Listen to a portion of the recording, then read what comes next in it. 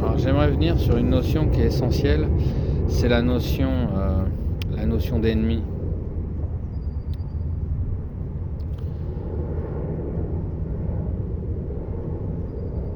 Nous libérer de cette notion d'ennemi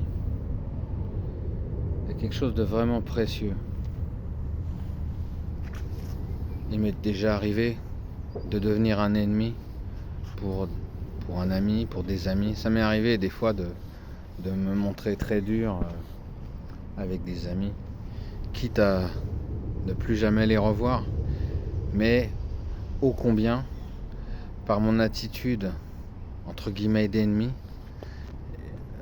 j'ai pu être bénéfique quelque part.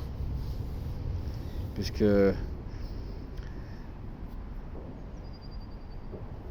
la plupart du temps, on veut que les gens soient gentils avec nous, qu'on veut être aimé, et finalement nous sommes attachés à l'amour, au regard que les autres vont avoir sur nous.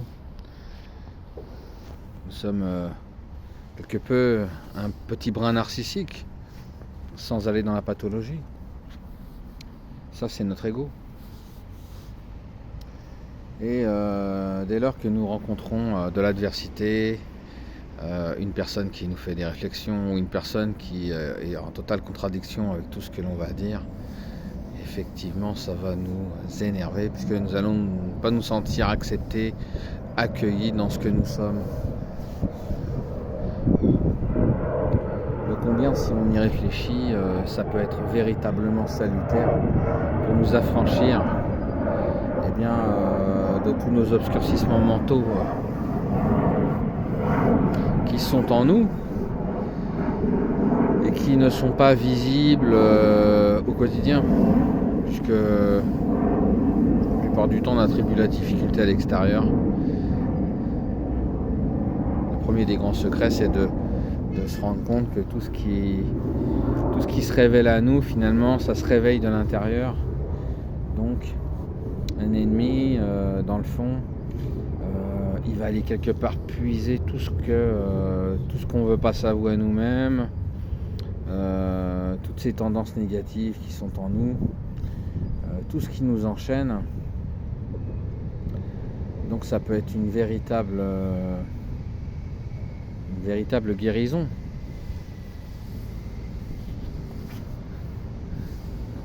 On attribue à l'extérieur nos difficultés, mais elles sont à l'intérieur.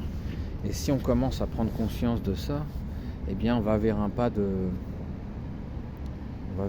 guérison. Donc on peut remercier ses ennemis. Et comme disaient les anciens sages, de les voir comme de précieux alliés de réalisation, d'éveil, de croissance dans tout ce qu'on fait, même dans notre métier.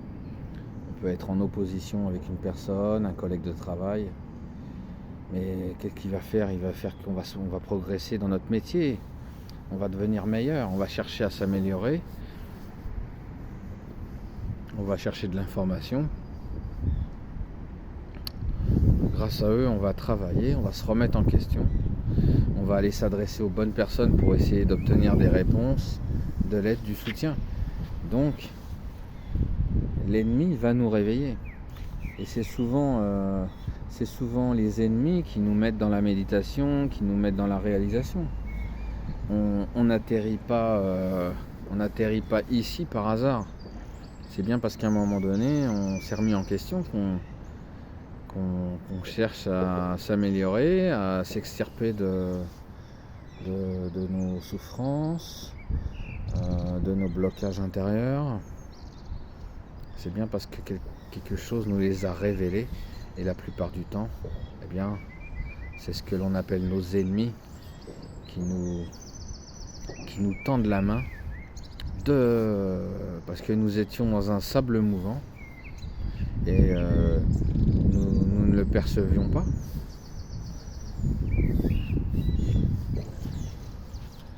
Dès lors qu'on comprend que nos ennemis sont nos amis, eh bien nous n'avons plus d'ennemis.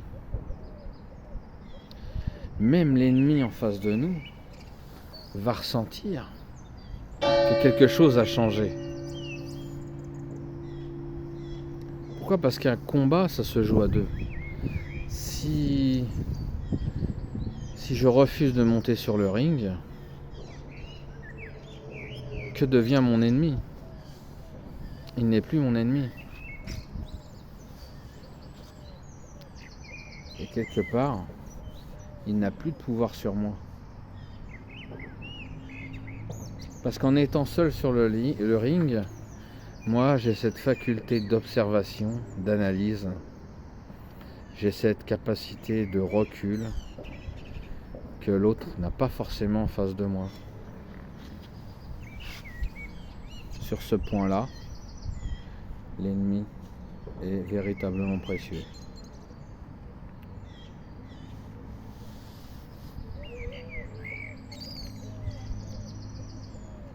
Alors, nous avons des ennemis physiques, mais nous avons aussi des ennemis non physiques, c'est-à-dire qu'on peut prendre différentes situations.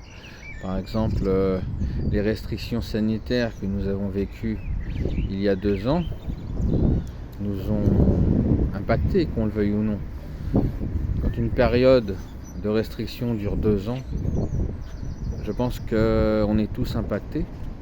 Et on peut aussi réfléchir justement à cette précieuse situation de restrictions sanitaires où finalement on a tous pris sur nous, quitte à refouler certaines choses pour obéir à toutes ces injonctions, mais qui sont malgré tout en nous, qu'on le veuille ou non, puisque cette période s'est montrée très sécuritaire et quand on commence à rentrer dans la sécurité, eh bien on n'y met pas spécialement la liberté. Donc il y a des situations comme ça que l'on peut remercier parce que elles nous ont fait grandir.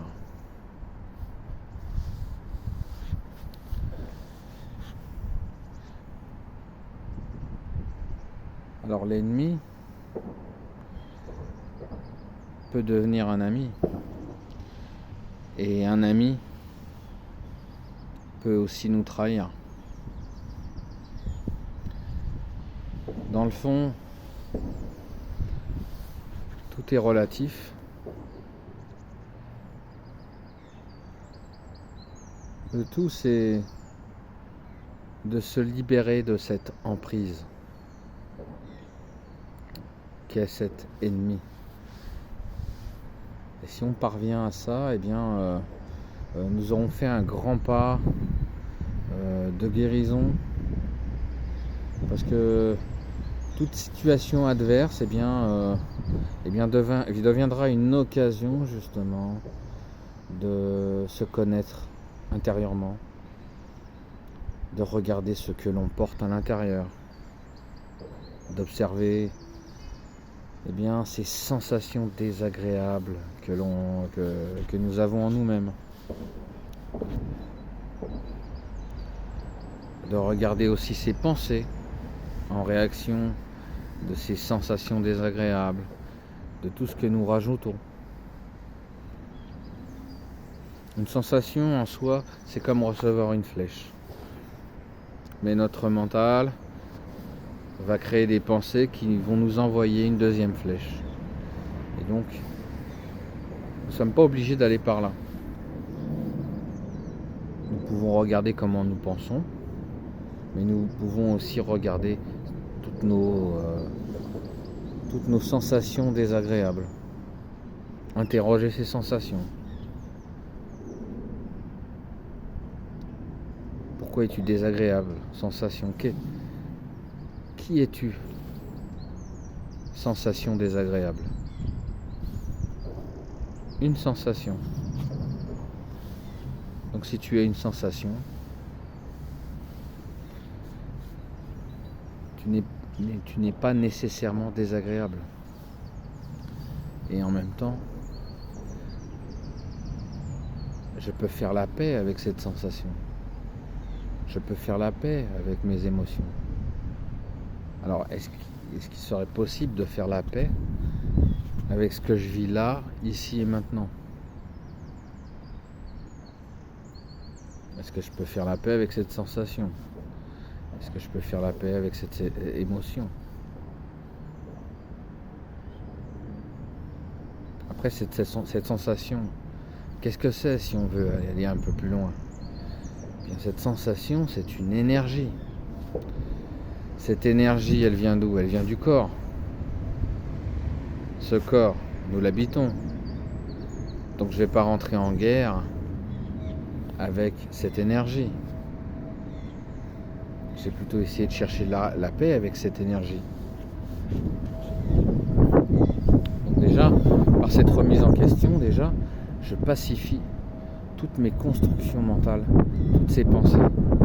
Au lieu de m'envoyer des flèches, je cherche à harmoniser mon rapport avec la sensation. Et en faisant cela, eh bien, la sensation, eh bien, elle se dissout et je commence à rentrer en amitié avec moi-même.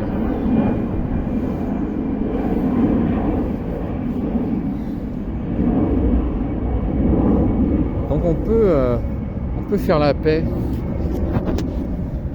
avec ses ennemis et surtout parce que grâce à eux, eh bien, par toutes les réflexions négatives qu'on peut nous envoyer, eh bien, on peut aussi en parallèle faire la paix avec notre intériorité. Et ça, en soi, c'est un remède précieux.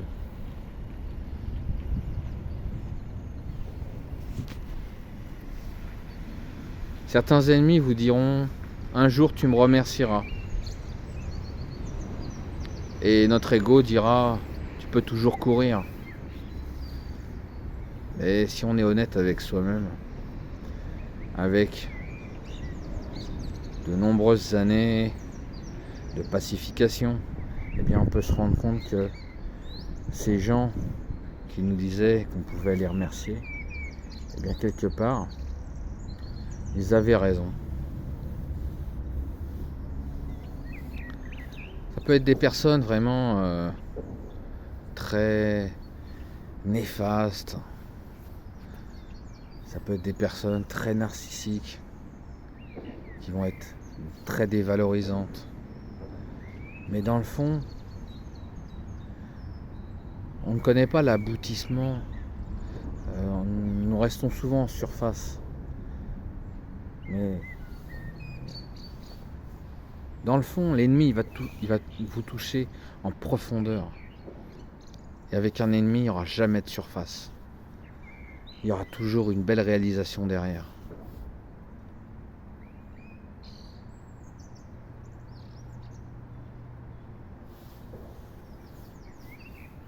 On sait très bien que n'avoir que des amis est impossible.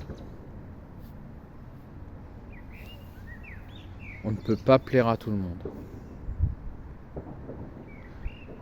Alors pourquoi ne pas bénéficier de toutes nos difficultés et être en paix avec tout ça, être tranquille et en faire une occasion de pratique, d'introspection, de vigilance, de questionnement, d'approfondissement, d'aller voir directement au cœur la nature de la souffrance, la nature des sensations désagréables. Est-ce qu'une sensation agréable va vous remettre en question? Non. Elle va provoquer de l'attachement en vous.